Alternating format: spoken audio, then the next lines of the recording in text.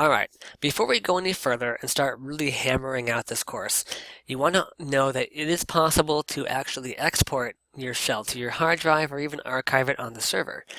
This way, if you make a mistake or you delete something on accident or your entire shell crashes, you do have the option of going back and resetting everything without having to rebuild everything from scratch. To export your course, we're going to go over here to our navigation menu on the left-hand side. On the very bottom, we have a Packages and Utilities tab right down here. Go ahead and expand that guy. And right here we have an Export Archive Course tab. Now when you click on that, we're going to come to a page that has some options here. Export Package, Archive Course, or Export Common Cartridge. When you archive a course, you're essentially establishing a waypoint.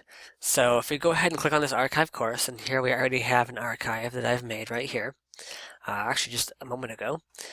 Under archive course, we have the option of including the grade center for our archive. This is important when you have to back up everything, and you don't want the grades to also be lost and all of the assignments that they have submitted. So make sure that you do include the grade center history if you have grades as part of your course. Under File Attachments, under Package Size, if we go ahead and click on Calculate Size, it's going to tell us how big our archive is going to be. In this case, under a megabyte, and we've got 3 gigs to work with, so we're doing really well. Most of our course isn't very heavy on media, but if you've uploaded lots of videos or audio samples or images, yours might be much larger.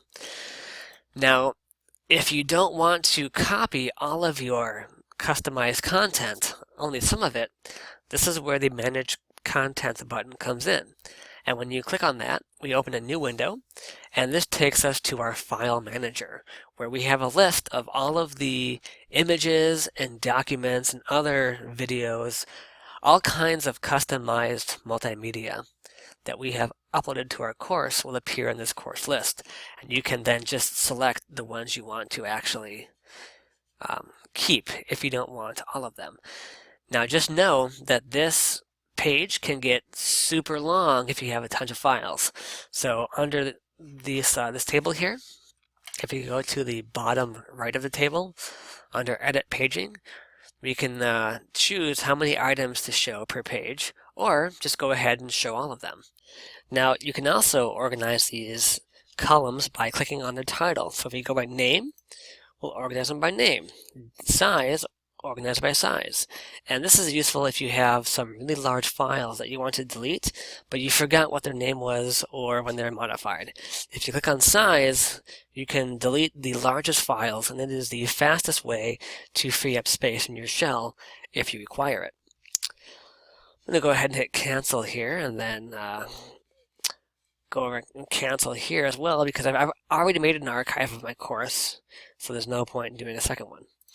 Now, within our Export Archive Course list here, we have our archive file, which if I click on this little circle and go to Open, it gives me the option of saving it to my computer as a zip file. And this zip file is what you would then use under here for import course or import package. Now just be aware that when you import something, it's not guaranteed to work exactly, especially when you go into newer versions of Blackboard or even an older environment.